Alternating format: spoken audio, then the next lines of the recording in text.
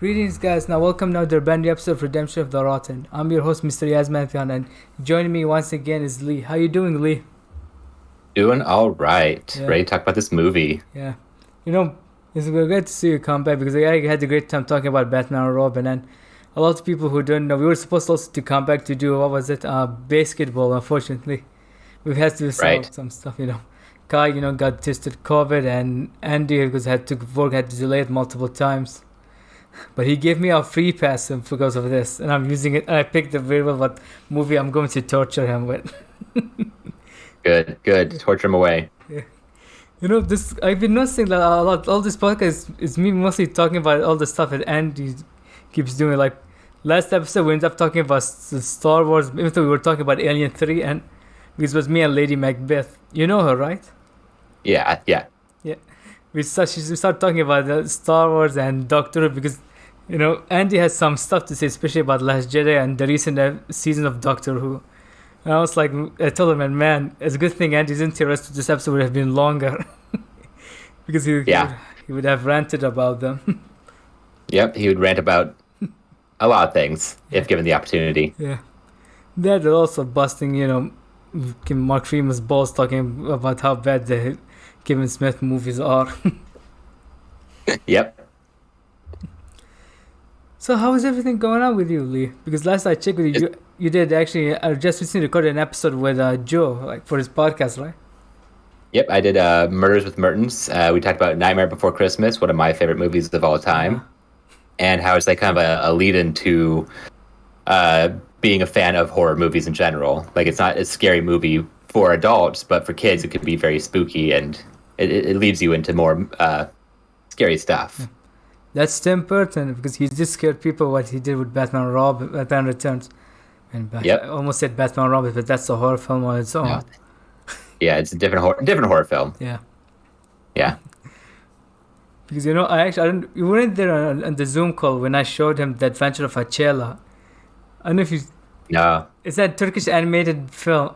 I showed it to Joe, and Joe basically he saw them. It's like, like the scene when they opened the Ark of the Covenant in Dredge of the Ark. That's how he turned. Yeah, He's like he just saw the hill. Like he was like, yeah, I have the seen. face melting off. It reminds them face melting. He basically is like, even after I showed him the trailer, he looked at Marcus like, out of all the stuff he showed me, this has finally broke me. Well, then I'm gonna look out for it to stay away from it. So there you go. That's okay because that's actually one of my housekeeping that I don't know if you heard that. I have a 1 million gold subscription on YouTube. 1 million subscribers, Joe, Andy, and I, and some other gals. I mean, I would also whatever your pronouns is. You can come and you would be part of this review for Adventure of Achela. Sounds good. Yeah. I've quoted last I checked is about 18 subscribers. So you got a little ways to go. Yeah, long way.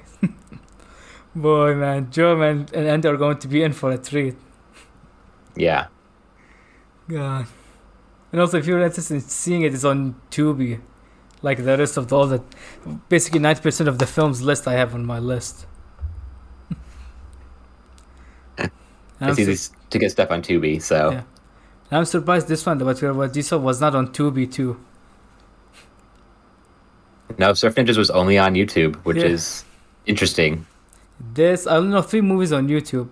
This Surf Ninja, Theodore Rex, and I don't know if you heard about it. It's called Stone Cold. It had a guy in a football player called Brian Bosworth, Lance Hendrickson, and William Forsythe in it. No, never even heard of that one. It's basically an action movie where I've like one of those like of the book cop. He's played by Brian Bosworth. That's actually his first acting gig. He gets sent as undercover as a biker to infiltrate a biker gang led by Lance Hendrickson and William Forsythe. Okay, then. That's it. And 90% of the film is explosion fetishes. It's like you see things blow up. Like a small bike hits a car and the whole bike blows up. So they just really wanted to practice with their explosives. Because it's actually the same director of the movie Carl Weathers did with Vanity. Action Jackson, I just remembered Action Jackson. Okay. Because that's why this movie also has explosions on the film. Yeah. So I think, do you have anything else you want to talk about before we begin? No, I'm good. I'm ready to start talking about Surf Ninjas. All right, then I think we should begin. And also, there's actually a chance, like I said, this might be a short episode because the film wasn't that long and there wasn't not a lot of stuff happening about this film. No, there was not. So the movie we're going to talk about today is called Surf Ninjas, and it's a film directed by Neil Israel. When I actually looked the guy and see what he did actually a Tom Hanks movie. A lot of people might not heard of it. It's called Bachelor Party, and it's actually a raunchy film. Last I checked, because when I saw the trailer, it's very raunchy and stuff. Yep, definitely, it's one of the raunchiest Tom Hanks movies. And that's back when Tom Hanks was doing, like, in the 80s, was doing, like, comedies, like The Burbs and Big and stuff like that. Yeah. Because especially right now, people think, oh, that's America's Dad. They have an image of Tom Hanks. They don't think of this film. Yeah, no, Tom Hanks did some interesting stuff back in the day. Yeah. I mean, now, did you saw his newest film, Elvis? No, I haven't seen Elvis yet. Yeah, because I've heard people were kind of mixed about his performance because he's speaking in an accent. Someone I know who saw the film, he said he felt like he was watching Elmer Fudd if he was a Nazi the whole time he's speaking. Is Elmer Fudd not a Nazi? He might be. I don't know, maybe. You know, it'd be funny if this Elmer Fudd laugh gets us copyright striked by Warner Brothers. Yeah, exactly. No, hopefully not. I know it was a reactor. I don't know if you know them, the Real Rejects. They were doing like a reaction to Tom Cruise rant, and at the beginning of the reaction, they were just doing Tom Cruise while they were humming to the theme song of Mission Impossible. They got copyright claimed for this by Warner. For the humming? Yes. Wow. Yeah, because YouTube is weird with their copyright stuff. That's why, some people might say, man, why don't you do something like Level? Just maybe you can show a clip, because I'm trying to be careful because we're actually a small time, so they don't spend a lot of money on this stuff. I mean, heck, most of the stuff actually I'm using now is free, mostly OBS, and my intro song is mostly a stock sound. It came with I use Cyberlink Powered Director. It came with it. I'm using this. Yeah. Yeah, it's very low budget. Yeah, because on purpose. Yeah. And it can be sometimes even the lowest budget stuff will look better. Yeah. Because my old YouTube I used to have I did the show where I mostly sometimes do short reviews of movies. I did a short review for a movie with Mel Gibson. It's called, what was it? It had Vince Vaughn also in it. Called Concrete. I think something. I don't know. It's Concrete Jungle, something like this. Okay. It had also by the director of Bone Tomahawk. It was a very long, boring film because I got tired watching the film. I gave it actually a negative review. Lionsgate claimed me for this review and apparently, according to Angry Joe, if you know him, his view, whenever he gives, they say that Lionsgate would claim any video that gives negative review of their films. Because he also reviewed... Really? Yeah, because he also reviewed the John Wick movie and he gave them positive review. They do not claim it. If there's something, he would play in the background of their clip. They're just playing damage control, basically, preemptively. Yeah. Dang. Yeah, that's shady. Yeah, because I keep also screenshot of the films and then maybe I thought because I use a screenshot like this. Because of the trying also to be careful. Because sometimes also that was I think a manual claim, not an automatic claim. Manual claim is hard to fight. Yeah. Because now I don't know if he's still because with CBS because he's been reviewing CBS and the Star Trek show and he's been giving them I think negative reviews and every day he gets that the Star Trek show and Halo. You will see his videos, all of them he's getting blocked and striked by CBS for his videos. They're just out to get rid of negative reviews, I guess. Yeah. And right now I won't be surprised if he gets striked by CBS because we talked about them, what he did to Angry Joe. Yeah, we're not talking negative about CBS right now. Yeah. That's going to be later. Yeah, CBS, they've done some great stuff. I've heard that the new Star Trek show, Strange Worlds, is getting great reviews, and from what I'm hearing from Kai, he's loving it.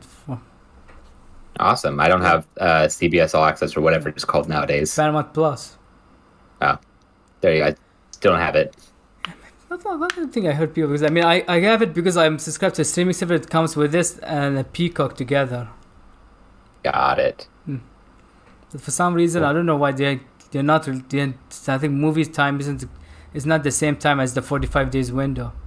Still, Sonic is Oh, Sonic 2 is not available on their streaming service. oh, weird. Yeah, but we do have Disney Plus, and God bless Disney. I got to watch lots of stuff. I have lots of catch up to do, and they just recently released Bob's Burger, and I started watching it for the first time. Oh, that's a fun show, Bob's Burgers. Yeah. Especially now the movie's coming out. It's coming out next month. And Yeah. Because then, for those who don't know, if you're in the US, it's going to be on HBO Max, but for international, it's on Disney Plus. Yeah. Yeah. Wow. So segue, we went from talking to Tom Hanks to Bob's Burger. So we were talking about the director. Yep. He did this film. So, fun interesting fact, I was reading about the director. He used to be married to the director of Fast Times at Redmond High. Her name was Amy Heckerling, and I was reading about it. Apparently, they had a daughter, and years later, he found out that he's not her real father. Her real life father turns out to be who was it? The guy, Harold Ramis from Ghostbusters. That's crazy. That's a movie in itself. Yeah. Because I think the same thing also happened with Liv Taylor, because her mom, because she used to be married to Steve Taylor. I think she got knocked up with Liv Taylor, where she was to be enriched with another man. But for what I understand, both of them, there's good relation with both the fathers. Interesting. Yeah. So this is actually a film that was actually like Surf Ninja. One thing caught me about surprise. I mean, there's not a lot of behind the scenes stuff like Batman, Robin, Highlander 2, or Alien 3. I mean, Alien 3, that was also a short review because not a lot of thing happens in the film. Mostly it's about the behind the scenes of the film. Well, I meant Alien 3. I didn't know why I said Alien 2. Yeah, this movie, I think we talked about it earlier. It felt like, and apparently was, basically just a way to showcase Ernie Reyes Jr., his like stunt choreography ability to studios and try to get him work that way, because he was just in Ninja Turtles and Ninja Turtles 2, and he was stunt coordinator, like he was one of the turtles. And yeah, so they definitely tried to make him like a new like stunt person for the 90s. With honestly, this movie was not terrible. It's very, very much a kids movie from the 90s. The plot makes no sense, and it didn't really take itself too far. There's no depth to this movie at all, basically. Yeah. It's like, hey kids, do you want to see some, awesome ninjas fight? Come watch this movie. It's like, they're like, because, okay, what do kids like in the 90s?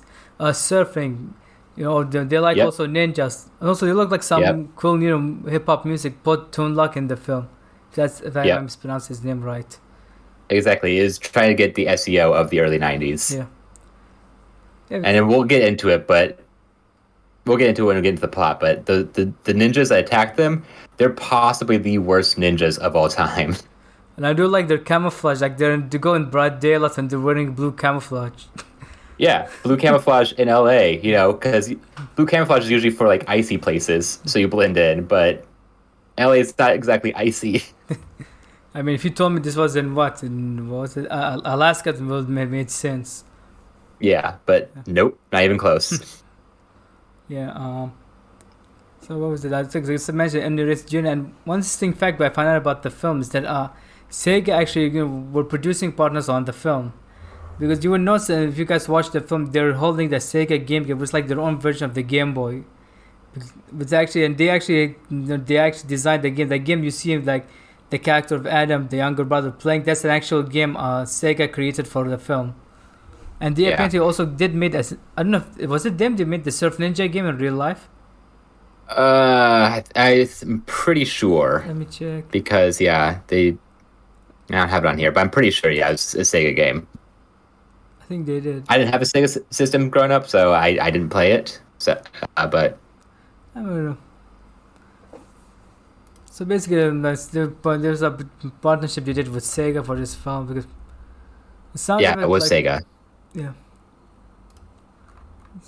This is actually before, like, when people say what's Sega's first movie, it's not Sonic the Hedgehog, it's this one, Surf Ninjas.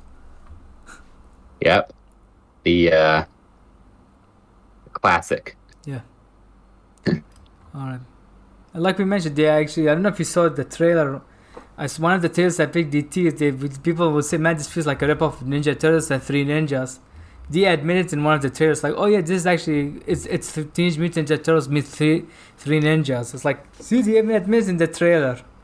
And that's the thing. Also, like growing up in this time, Three Ninjas, came out around the same time, and you'd get these two confused all the time: Three Ninjas and Surf Ninjas. Yeah. One of them has Asian actors, the other one has white actors playing the grandchildren of an Asian grandpa. Mm-hmm. Mm-hmm. Yeah, the times of the 90s. Yep. Not exactly a good times that way. I mean, this movie also, I don't know if they had some not good times in them too. We'll talk about it. No, we should actually start talking about the film. One thing you should know about this, like, when you watch the film, you see that Ernie Reyes Jr., who's the star of the film, he plays a 16-year-old, and so does Rob Schneider, his friend, who plays his best friend Iggy. And if you guys did some mathematics, some calculations, Ernie Reyes was, I have it right here, he was 21, and Rob Schneider was 30, and they're playing a 16-year-olds, basically teenagers in the film. Yeah. Ernie Reyes, I can see as a teenager in this film. Rob Schneider was pushing it. Yeah. Especially they purposely cut and dyed his hair to make it look like he was a cool 90s kid. Yeah. He was more believable as the uncle in the wheelchair than the teenage best friend. Yep. Yeah, and also, because later you said that he's believable. I agree, he was believable as a teenager, but it was after when you see him without his shirt up, you see his body. It's like, oh, that's a man's body, not the teenager's body. Yep. So, also, even I think the actress who plays the love interest, Kelly Hu, she was 25 when she filmed this film. There's and she was also, there's also problematic stuff happening in the film, which we'll talk about later. So many problematic stuff, guys. Product of its time. Yep, definitely product of its time. Especially one shot that involves the villain. We'll talk about it later. Mm-hmm. So, the film basically, it opens, we see like it's being narrated by a guy with an eye patch. We don't know who he is, he's a stranger, but we see him like he's looking at the two brothers who are serving. And is this song Van Halen? Because I don't know if it's Van Halen, because I know the dad says stop listening to Van Halen. But it sounded like Van Halen, but also might be any number of the other 80s bands that sound exactly like Van Halen. Could be like Whitesnake or something like that also. I don't remember. The music overall in this, it sounds like it could be fake Van Halen. Like all the instrumental music like in the background. So I don't know if they actually got the rights to Van Halen. Because I was looking at the songs, the soundtrack, I didn't notice any Van Halen. I don't think I even listened to the song is available on the soundtrack. But I do notice that Tone Loc actually did do a song for the film. I think That's awesome. I think it's when they're doing the motor surfing, which we'll talk about later. So we see them like the two brothers, Johnny and Adam. They live with their dad and they love surfing. And we see them also, they're not good, children to their fathers. They don't listen to him. They don't do their homework. They're basically rebels. And at the same time, all they want to do is surf and skate. Yeah, and they're not even good to their dad. They tell him I love him. They're like psych. And of course. Later, then of course that, but their father, at least the one who hits the most is Iggy, played by Rob Schneider, who most of the time he comes to their house. Even ask him, it's like, I don't know if he's lying or telling the truth. He's like, where are your plants? It's like, oh, they're in the desert inside a biodome, in fact, learning about plants and stuff. Because later, it was a push. They just wanted to get Iggy in there, so they're like, his parents are just away. Who knows? Yeah. Because I don't know if he was lying or not, because we see him later, I think Johnny, who was played by Ernie Reyes Jr., he tells him like, hey, that's a great story. I don't know if that was real or not. Yeah. So I don't think too much into it. I don't think they cared that much. I don't think they thought too much into Iggy's backstory. I mean, it's Rob Schneider. Nobody would think about that. Exactly.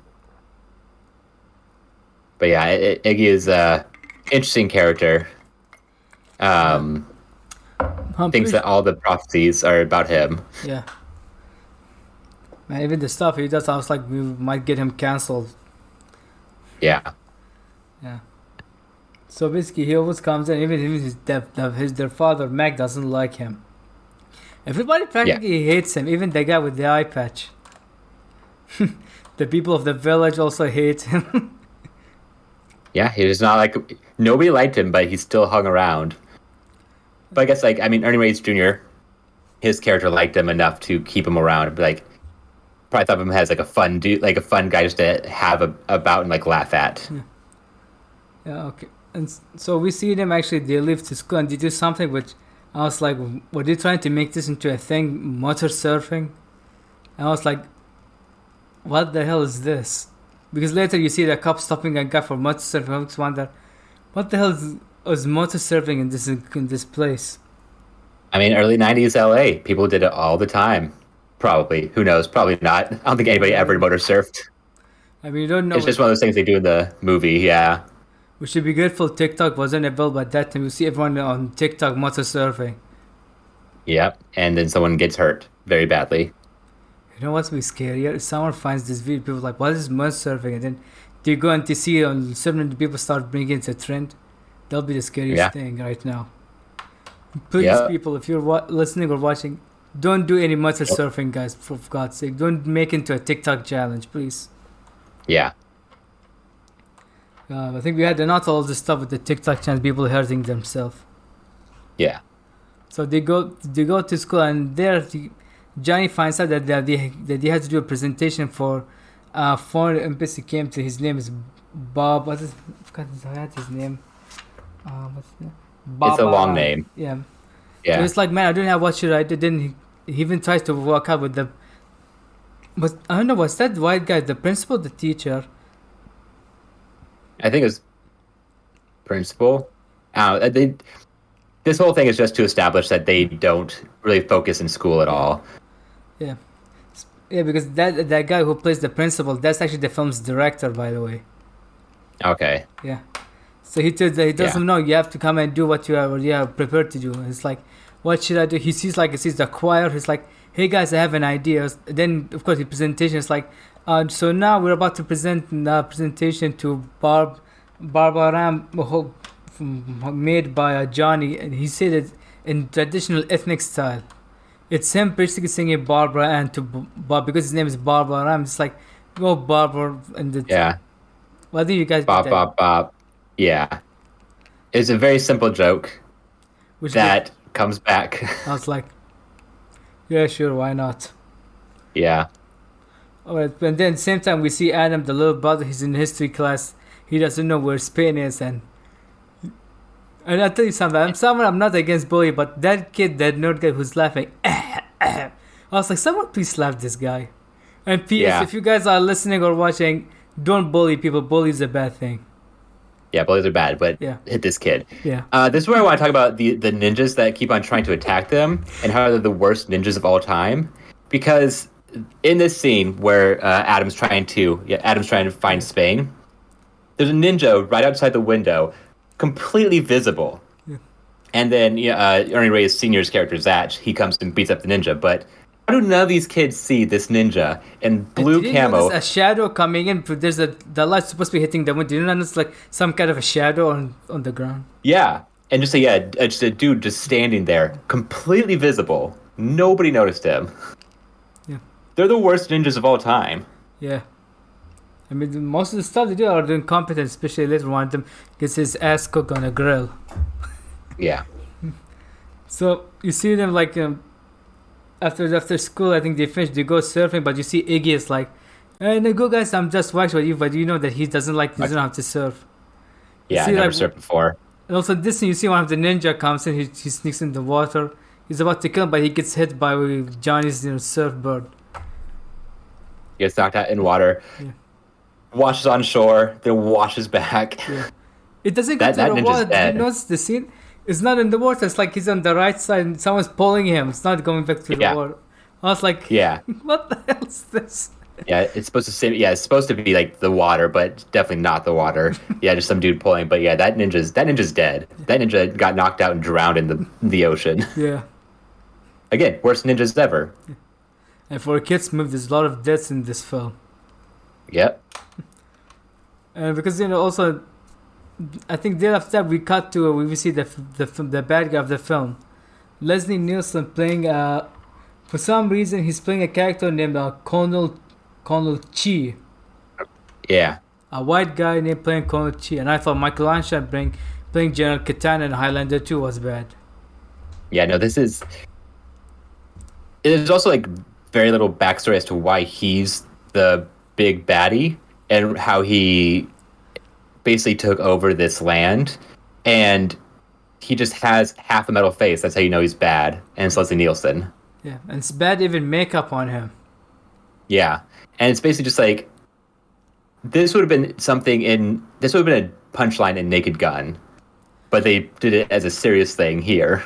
Yeah, I mean serious. I don't know. It's not a very serious movie. I couldn't find it, but apparently I think they said let's get Leslie Nielsen. I think as a joke, and then he was like, "Yeah, I'll do it." I don't know if that's. I mean, true yeah, probably. Because he's done lots of bad stuff. I don't think he cares about the quality. I mean, look at all those bad, terrible parody films that he did. And people wondering, maybe we might do some of the bad because I want to do Spy Hard if I get the chance. Mr. Magoo. Oh, Magoo's a good one. I'll put this on the list. From the director of Rumble in the Bronx. Yeah. And I don't know, was Jennifer Garner playing an Asian woman in this film? Mr. Magoo? I don't remember. I haven't seen that in years. Because I know she's supposed to be playing a foreign person, but I don't know what the nationality she's playing. Yeah, Asian representation was not exactly much of a thing back in the early 90s.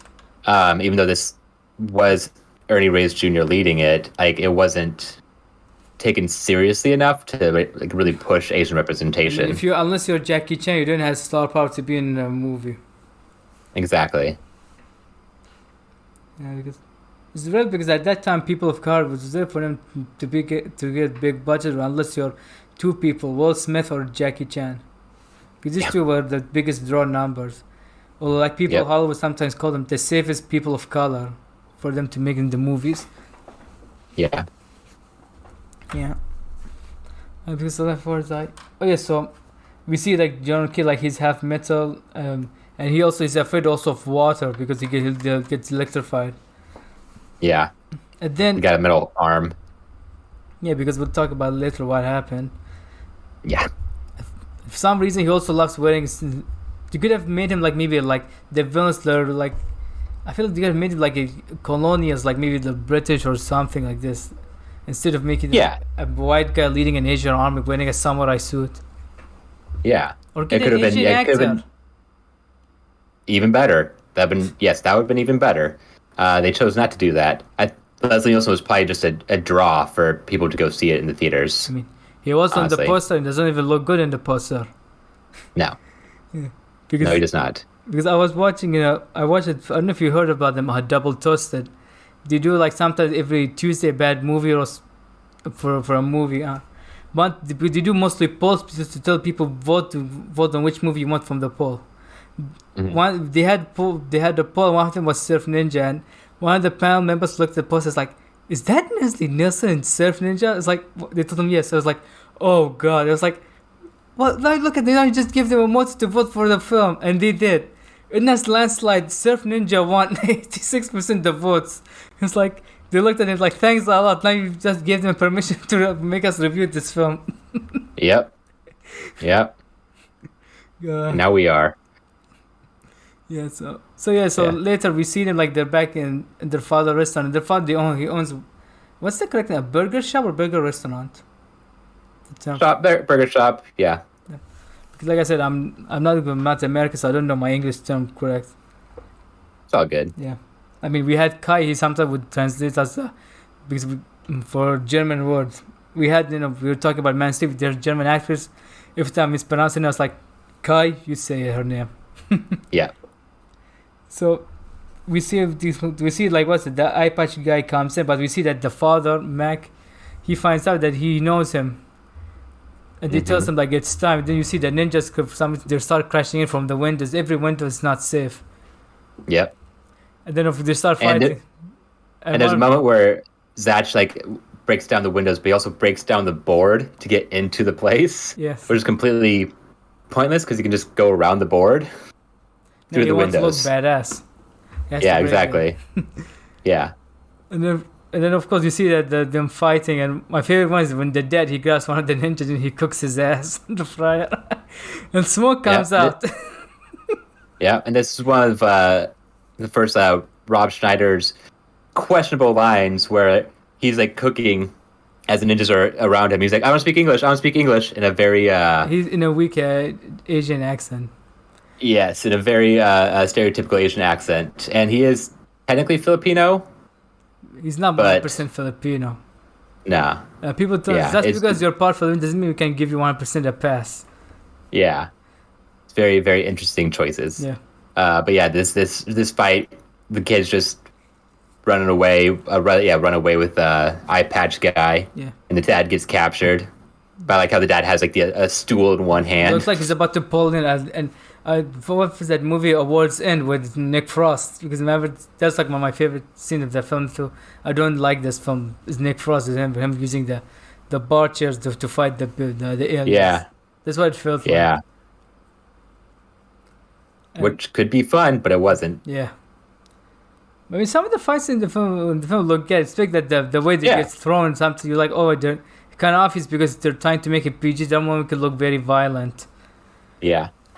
Yeah, this is definitely like, this is basically used to portray the stunt choreography for Ernie Reyes Jr. and Ernie Reyes Sr. Yeah. Definitely. Okay, and so after that they escape, but the ninjas they kidnap their dad, and then we find out about them. Like he introduces himself as Zach, and he tells them like, you guys are the heirs to Patu-san. He tells them the story like there was a myth prophecy that when you turn 16, you are going to save our life from the evil Konochi. And he just tells the background how Konochi invaded the Patu-san with his army. And you watch him, it's like, how the hell is he a leader? Because he's very stupid throughout the film. Yeah. He doesn't know how to hold a gun and stuff. He always gets falling down like an idiot. He's actually the worst character in the film, and the worst, I think, villain in any movie I've seen so far. Yeah, he's a farce of himself, and there's no way to know how he took over this town, this village, because any kind of resistance would have overpowered him, as we see later in the film. Yeah. And because he's touched, we saw like he's invaded because it's to take over the continent and also kill the kids, the brothers, and they were young because of the prophecy that when Johnny gets 16, he's going to save Batu-san from him. But where this prophecy came from? How old is this prophecy? It came from the Sega Game Gear. Maybe that's where. Yeah, exactly. When that came out, that's when the prophecy came out. Yeah. Yeah. And of course, we see him like how he got turned into a metal. We see an elephant, it stomped on him, and he damaged part of half of his body, and that's why you see him in a cheap ass metal plate. And then Fetcher, Zach, am I saying Fetch? Because I'm thinking of a different person. So Zach, he tells him like Mac actually was a friend of the family, and then he helped him like escape Batu-san. Mm-hmm. And he tells him like you have to come back because you want to save Batu-san from Konochi, but they don't believe. But then he leaves them, and then the cops, they are escorted by Tone Lock. Tone Lock, who's playing Lieutenant Spence. He talks to them about like what happened, but he tells them like you're gonna see him like he does not believe about the ninja stuff. But he tells them I'm going to escort you home, and I'll leave protection for you. And I don't know if you know. Did you notice that after they left, two men came to the camera, looking at the camera. Then they left to start talking. No, I did not see that. I did not notice that. No, after Tone Lock were talking with them, because there were two white pigs. They came to camp like they're like, dude, like the surfer guys from the night. Oh, those guys, yeah. And I didn't notice to look at the camera, but yeah. Yeah, I mean, one of them, I think, if I'm not mistaken, is actually the creator of Arrested Development, and I think he's friends with the director. Was like, hey, come here, I'll put you a scene in the film. I did see that. Yeah, Mitch Hurwitz. Yeah, he's one of the creators of Arrested Development. Yeah, that's right. Yeah. That's funny. I was like, why was this scene in the film? Did you find out? Oh, it's just a favor from the director for these guys. Yeah. So Tone Lock, aka Lieutenant Spence, he takes them back to their house, and we see like Rob Schneider impersonating their uncle, who looks like an Irish Hitler. Was it Scottish or Irish Hitler? I mean, it was whatever accent he was trying. It was not successful with the accent, but The cop was like, they're not my pop. Let them go with him. I don't care. But at least he left two cops for them to take over them. Yep. Who, man, don't do anything. not only to get killed and brutally, you don't see them off screen, but you see them the game gear getting brutally killed. And to make sure people's like, oh, they're not killed. You see one of them hanging out from the window, like he's already killed. Yeah. And of course, we see like Zach came and he helps them defeat the ninjas. Then he blows up and has the decoy to help them escape. And this is where Adam gets the future seeing game gear. Yeah, that's this part also. And before I remember before they blow up the house, one of the ninja he jumps in. He starts to attack them, and then Ernie Reyes Jr goes back like, yeah, go ahead, calm down, jump. And then he falls to the gun. And if I'm not mistaken, he steps on his tongue. If I'm not mistaken. I think it was his hand, but steps on him. Yeah, he steps on. But I don't know if it's his tongue or his hand because you see his mouth open also. Yeah. Yeah, and after that he's like, okay, now where do you go? He's like, we'll take you guys to little Pakistan. It's like the Chinatown, like little China. Yeah. What's little Italy, little Tokyo? Yeah, little Tokyo, Chinatown, little Serbia, whatever. And like, there's so many different little town places here in LA. So it's any one of them. They went to, what do they have in LA? What do you mean? Now, do they have their own like little China, something like this? Yeah, got Chinatown, got little Tokyo, stuff like that. Maybe that's what it is. Like they went to areas. Let's put little Pakistan on it. That's what it felt like. Yeah, that's exactly what it was. Because I think that was the same restaurant that was in Lethal Weapon 4. It's possible. I mean, there's definitely like restaurants that will let you film in there. So it's also both of them were actual 90s films. One of them was better than the other and had a better just villain. A little bit. Yep. That was Jet Li's first film, and I think my introduction to him. Oh, really? Yeah. Awesome. And for what I've read, I think he had to pick between Blade and Lethal Weapon 4. He went with Lethal Weapon 4. And I know some people will say, man, this has been the best. He was, I think, the best part in that film, Lethal Weapon 4. I mean, I actually do like Lethal Weapon. I don't think his name that bad. But I think people, because Blade... It's been a while. Yeah. I think a lot of people are now avoiding it because of Mel Gibson. Yeah, probably. Yeah. Okay, and so what happens? So they go to Little Pakistan. Let's go to the diner. And we see that the people, the owner of the diner, he knows the brothers who they are. And he's like, "Oh, guys, because I know you are because we used to be friends with the family. And when you were guys little, we made a pact with your parents that when you guys are the right age, Johnny's gonna marry my daughter." Because then you see it's like we're bringing the daughter. It's like she's covered face, and people they're all joking. It's like, "Oh, she's gonna be one of the ugliest bride ever." That's why they cover. And then the moment they pull and she's the hot one, it's like, you know what? I'm gonna marry her. I'm okay with marriage. Yeah, there's a classic joke that was definitely got played a lot in the 90s or like these kinds of movies where it's like, oh no, she's gonna be ugly. She's gonna be ugly. Oh no, she's gorgeous. And Rob Schneider, he goes to Zach. It's like, can you tell them that I'm the king, not the heir to Pakistan, not them? And he looks at him angry, like he's about to kill him. It's like, oh, okay, you can. Yeah. So then, of course, you see like the next day they're walking outside. Then Adam, through his game kit, he sees like the ninjas have attacked the restaurant. They go in and then there is where Johnny gets his fighting martial arts power. He starts fighting them, and then we see Ernie Reyes Jr comes in and I showed you like the clip you saw where they're fighting and he hits because you see like some of the throwing cinematography is not that good. Some you see they're not getting hit, they're throwing themselves.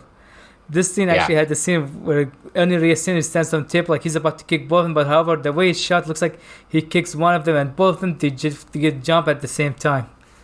Yeah, it's definitely like they're doing the choreographed way to do it as if they both got kicked, but Ernie Reyes Sr. messed up his spin kick, so it only got one. But both, yeah. Maybe you could get a shot on a different angle, maybe something.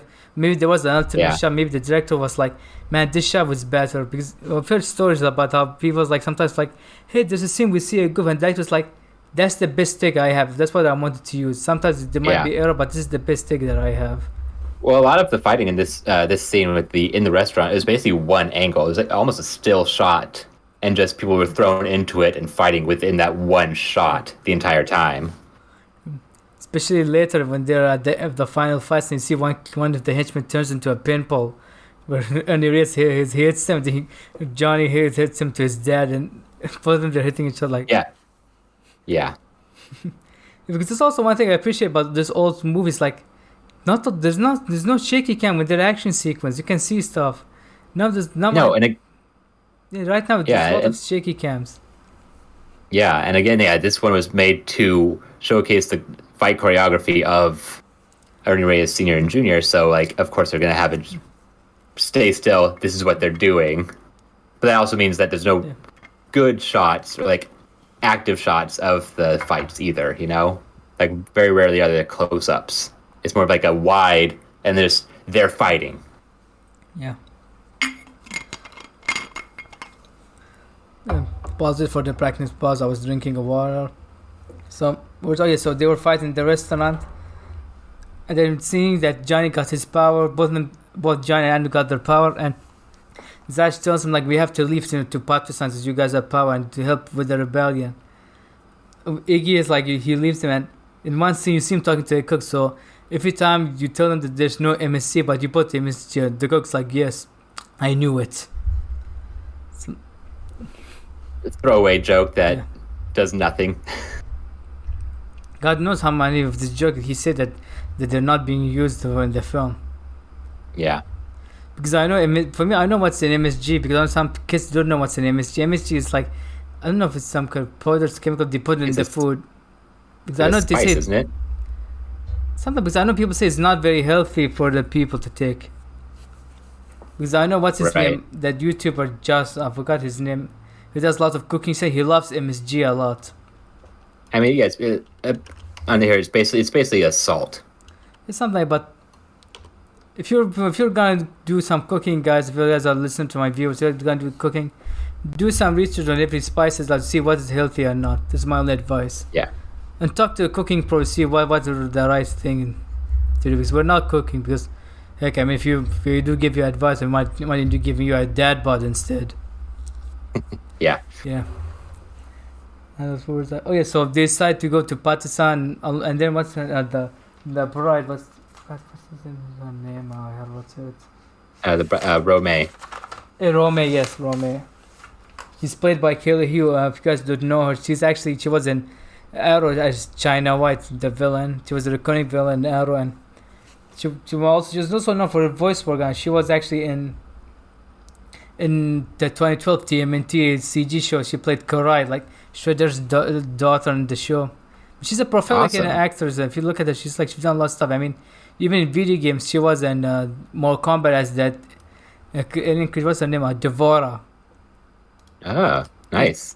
She's gotten more work than Ernie Reyes Jr. Because she did lots of voice work. She was also in Batman Arkham. She was Lady Shiva. She was also in, Sleeping Dog also. I forgot she was in Sleeping Dog. And wow. Recently one of her voice work is in Legend of Vox Machina. She plays the character named Dr. Anna Ripley. So basically, you've probably heard her voice more often than you think. Yeah. And she was also in Young Justice. You know, if you look at her resume, she does a lot of voice work. Oh, she played, Candace's best friend in Phineas and Ferb, Stacy. Awesome. Yeah. I've looked at her because she's even done some DC animated film. Because you saw she's a very prolific voice actress. Yeah. Good for her. There's also another voice actor, the Bob Ramak. That's also a voice actor. His name is Kim. Really? Yeah, and he, what's his name? Lieutenant, Rebels, Lieutenant Commander Sato, something like this. His name. He was the voice of Commander Sato in Rebels. Oh, awesome. Yeah. So I was like, so they decide to leave him on a boat, but at the same time, Lieutenant Spence, he's spying on them, and he falls into the boat only for him to get knocked down by Zach, and he looks like he enjoyed it. Sleeper hold, yeah. He's like finally rest. Man, because it looks like he broke his bone. He was like, I don't care, it's good. Yeah. God. So the next day he wakes up, and did he swallow the key? Yeah. this is a joke that I wanted to talk about because they put him in his handcuffs, just to keep him like locked up so he doesn't bother them. He comes out of the ship, handcuffs off, like one is still on, but like he unlocked himself, and they're like, we didn't find a key on you. He's like, well, yeah, I swallowed the key last Tuesday. I swallow a key every Tuesday just in case something like this happens, which means that either he vomited it out or he pooped it out. I don't know. And I will go with vomit because I don't want to go with the second one. Yeah, and it's definitely one of those like he plans so far ahead that he is ready to. He knows he's getting handcuffed to his hand with his own handcuffs at some point in time, which is weird. How many times did he get handcuffed? That's the question. Or maybe it's one of his kinks. He likes getting handcuffed. Maybe it happened once, and he didn't have the key, so now he does it all the time. Yeah. And of course, he was like, I'm going to join you. Because why? Like, I want to be on a holiday. Yeah. There was no reason for him to actually join, but, I mean, he's a fun character. And they need also to get some specific demographic, like the rap ones, because we saw that, right, in TMNT 2, they had Vanilla Ice for some reason. Yeah. And also Batman or Robin, so it's not a ninja movie. They had Coolio for 1 second. I was like, when I was watching, I was like, why is Coolio in the film? Because you do this a lot. Sometimes why not? Sometimes rappers they have a deal with maybe the company just like, hey, come be in the film. I don't know if you know the movie Nothing But Trouble. They had, I forgot, what's the name that the band that Tupac used to be with, that had the guy named Shock G with them. Yeah. I mean, 1 minute. I don't remember. I never saw that movie. It's a bad movie. It's one of the worst movies ever made. A Digital Underground, the hip hop group Digital Underground, they appeared like in the movie. It's like because they had a deal with Warner Bros at that time. Even the first Spider-Man, they had Macy Gray singing. People like, why is she doing? People like, oh, she had to deal with Sony. Yeah, that makes sense. That makes sense. If you just get somebody pretty simple, pretty quickly and easily. Yeah. So you have a deal already. Yeah. Or maybe did this came before or after Rush Hour? Before. Definitely before. Before, so. They were like, maybe they saw, black and Asian people make money, let's put them together. Maybe, because they've been doing this a lot. They did it with Van Damme and Dennis Rodman, double team. That was a weird one. Especially the ending, boy. That's a story for another day. So they leave to Patterson and he takes them inside in a cave, and Zach decides to fight John to see if he's ready, to fight Colin Chi. But we see that Johnny easily defeats him. He tells him, "You are ready now." So and that's a good scene. Just like showcasing that Johnny is getting his powers, and like that he is actually like the prophecy's coming true. That's a scene that's needed basically. Yeah. So and after that, because we see them like they're spying on the camera, and was it Spencer and Adam? They get slide down and they get captured. It was like, so now what should we do? It's like we have to go and save them. You see, so they all slide down. Yeah, you see Rumi and Johnny jump, and then that's actually my favorite part because you get to see him get hurt, drop Schneider. He gets like, I don't want to be part of it. Then Zach was like, no, you're jumping. He throws him, and I like this because it looks like I think Ernie Reyes Jr. actually was having fun because he got to hurt him for all the stupid thing he was doing in the film. And we even jumped smiling, yay! Yeah. He practically did what the whole audience and the crew wanted to make in the film. Just push Rob Schneider down a hill. Who doesn't? Exactly. Yeah. Exactly. I mean, I wonder how many people got excited when they saw him getting killed and didn't boo the film when he come back alive. Yeah. Because so they go out there sneaking. It's like, man, we need a distraction. Talking about one of the my first problematic scene in the film. Rumi, who might actually be a teenager, aka a minor. You see her go to the surgery. She tells him something. And then she tells them, come, and then all the children are still running. They go inside the field, but they get kicked by Johnny and Zach. So the first thing, of course, your auntie was like, did she offer to sleep with him? And she's a teenager. And he was like, no. Yeah. Then they had to make sure that movie and make sure that, oh no, she actually did this. Because Johnny later, you see him talking with us like, what did you tell them? It's like, you'll find out on our wedding night. Yeah, I was like, that's not a good thing to be insinuating with someone that is supposed to be 16. yeah, and the movie that's supposed to be kids, targeted for a kids film. Yeah. Yeah. So they sneak in. They save like Spence, Adam, and the hostage, but they get captured. Adam sneaks in. You see him. He goes and he drives a car. And also, I like the fact. Did you notice that he's smiling? He's the reversing. I was like, wow, he knew it. He took the and that's a fun thing. Yeah, it's always fun when like a little kid drives a Jeep or like a car or something like that, and they're not supposed to. What's interesting about this is that the hostages and everybody else get captured again because all the bad guys have guns. Yeah. And then they just fight the bad guys, and the bad guys don't use their guns when they're fighting them. They even did it in Commando, if you remember. Is that when he's trying to save his daughter at the beginning of the film, all of them had guns and they start fighting him without using it. Yeah. I mean, that movie at least had an explanation because they wanted him alive. Yeah, but they didn't care. They wanted them dead. Yeah. And they just weren't using their guns. And like all of them are just beating and then the good guys were beating them with karate and whatnot. And you even have dynamites. Yeah. That's the thing. Also, after that, they go in the Jeep, and they get chased. That's when they're using their guns, but don't hit anything. Like, I'm not a gun expert, but I think if you face forward and there's a group of people in front of you, you might hit somebody. Yeah. And also, at least the Stormtrooper have an excuse. They're wearing that helmet that they can't see a thing in it. What's their excuse? And also, we talked about the bad guys. Did you guys who are listening and watching, do you notice that we haven't talked about Leslie Nielsen a lot? He's barely in the film. He's barely in it. You forget he's in it half the time.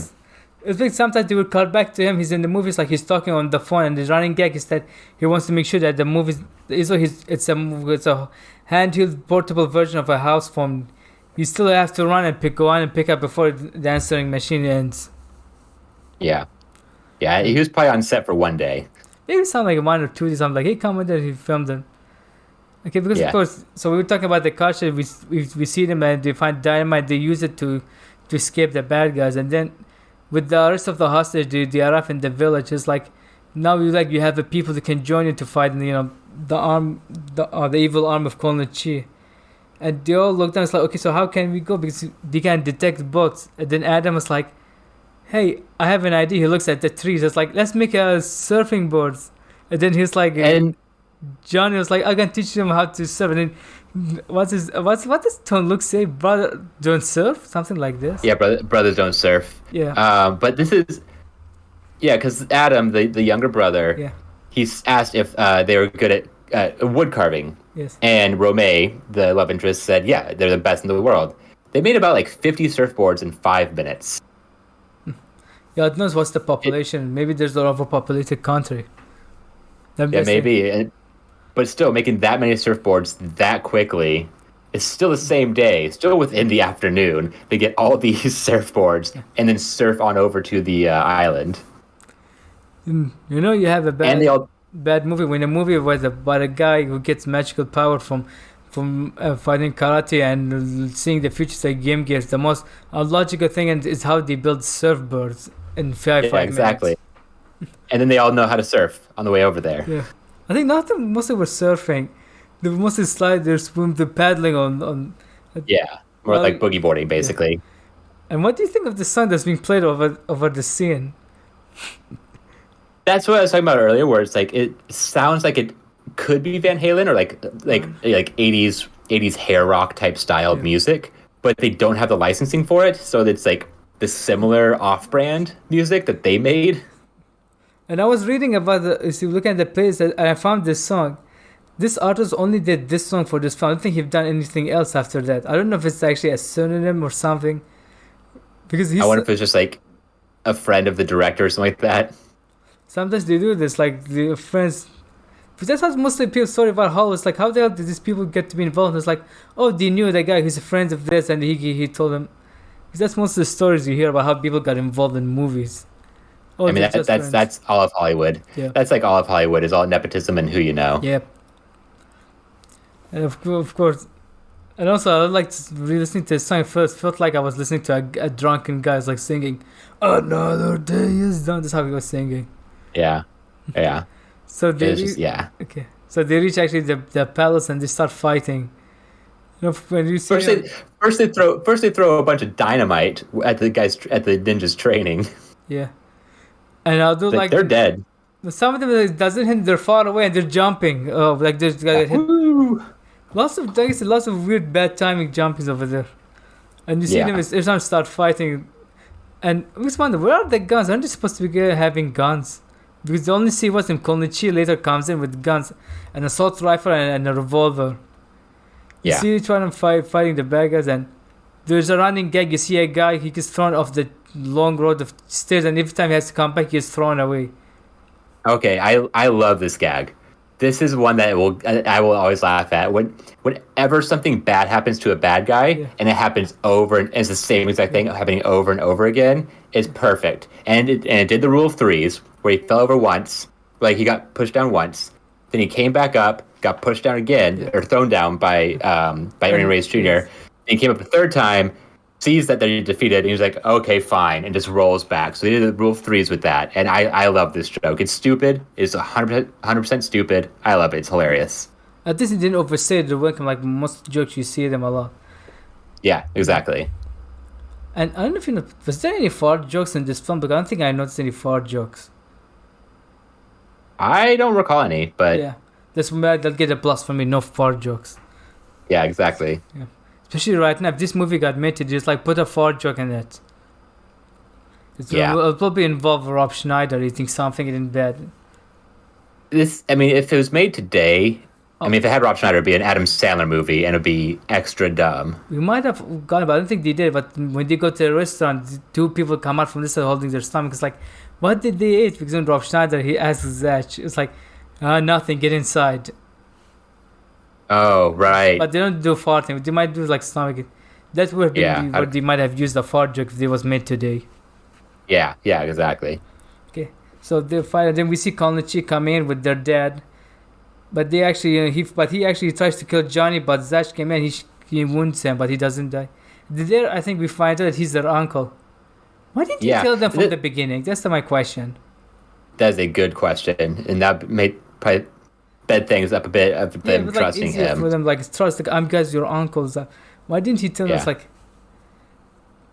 There's also like when Zach got shot, took the bullet for Ernie Reyes Jr.'s character. There was no bullet wound. There's no blood anywhere.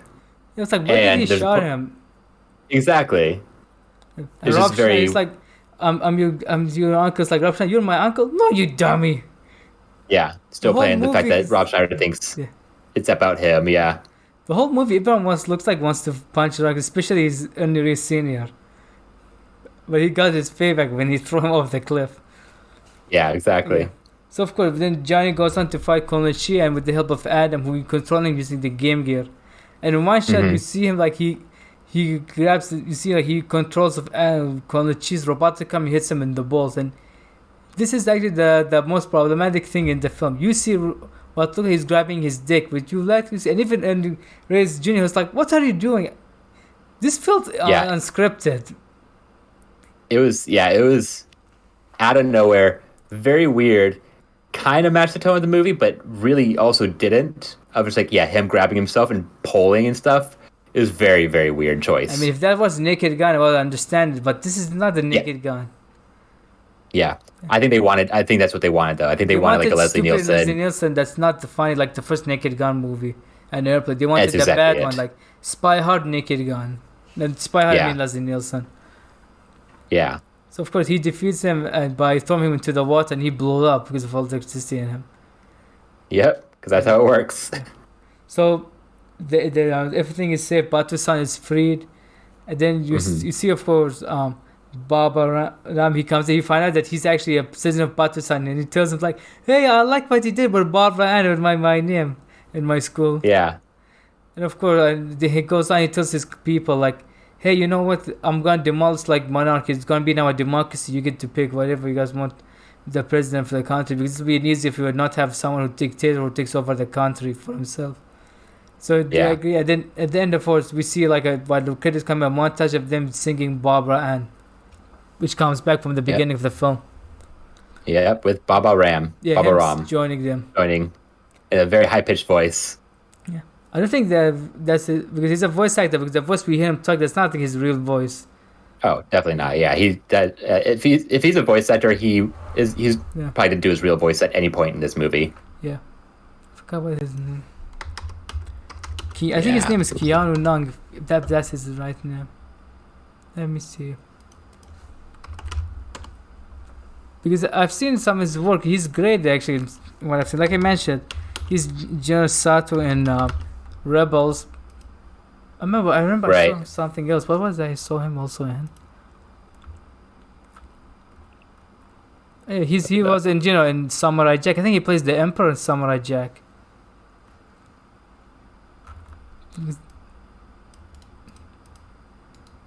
Where's James?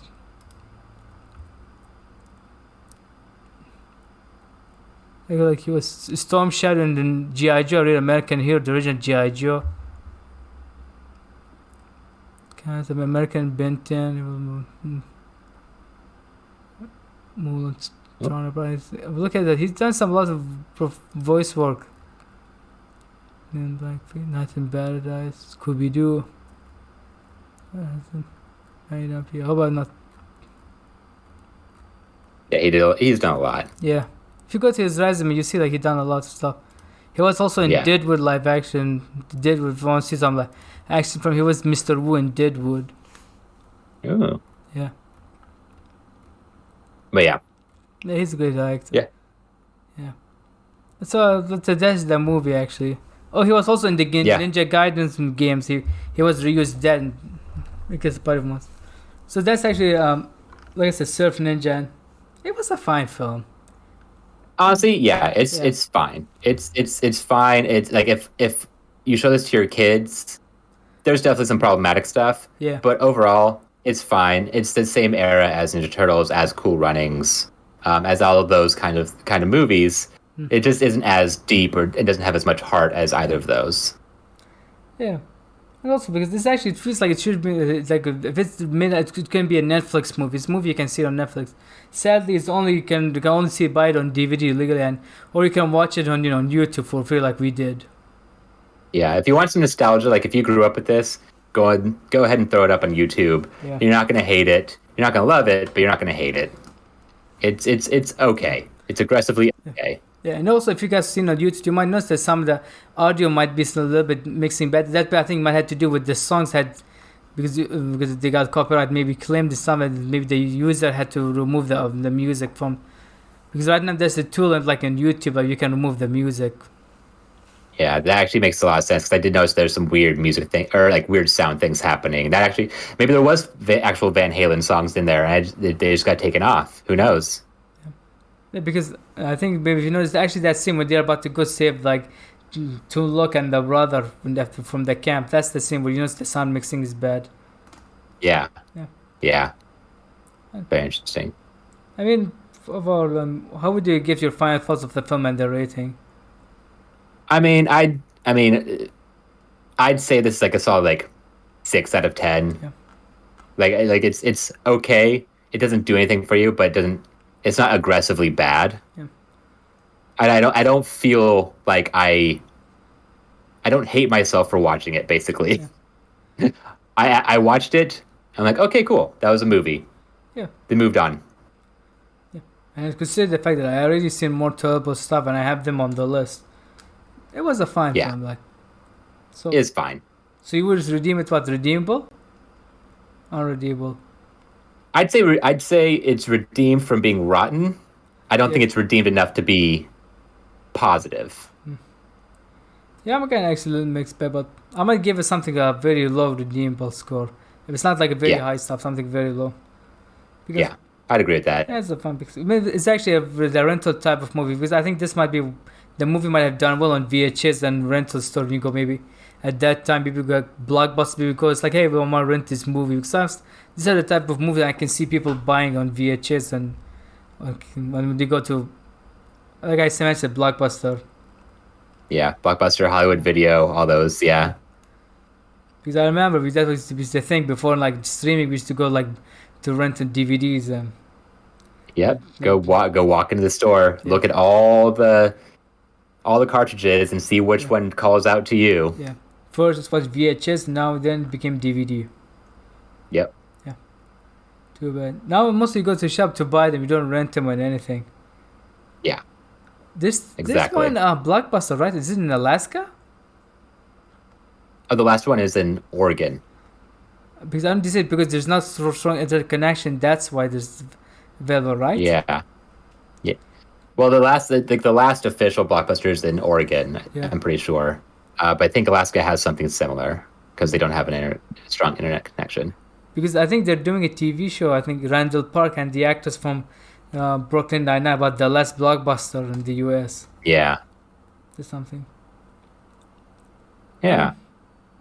So I think that was actually also a pretty short episode. Like you mentioned, the film is not that long. It's just an hour to 26 minutes, and there's no behind the scene problem stuff happening. But what happened? Yeah. The movie actually came out like what they wanted to make. I think some of them knew that they had a bad movie. It's like, yeah, we're going to go and film it. Yeah, just go out and have fun, basically. Yeah. Have a fun time in Thailand and stuff where they filmed it. And apparently, I don't know if not? it's true. I read somewhere that Tom Lok got food poisoning when he went there. Because that Oh, no. It even happened because also Street Fighter, they went and they shot in Thailand. Even some of the cast and crew even got food poisoning because. Oh no, that's so bad. That sucks. Yeah. So that was a very short episode. This also happened with the Alien 3 review because it was also short because the movie is actually Alien 3 was also basic. There wasn't like something major happening in it. Yeah. And so that's good. They're palate cleansers for all the bad movies you're watching. Yeah. No, because I still have to prepare them because like what things I should make Andy suffer and watching next. Exactly. All right. So I think that was it for today's episode, guys. Thanks you guys for listening and watching. And Lee, where can people find you? You can find me at Lee Pollero on all social media. I don't really post much, but I'm there. Yeah, and you can find me at Twitter at YAZMan300.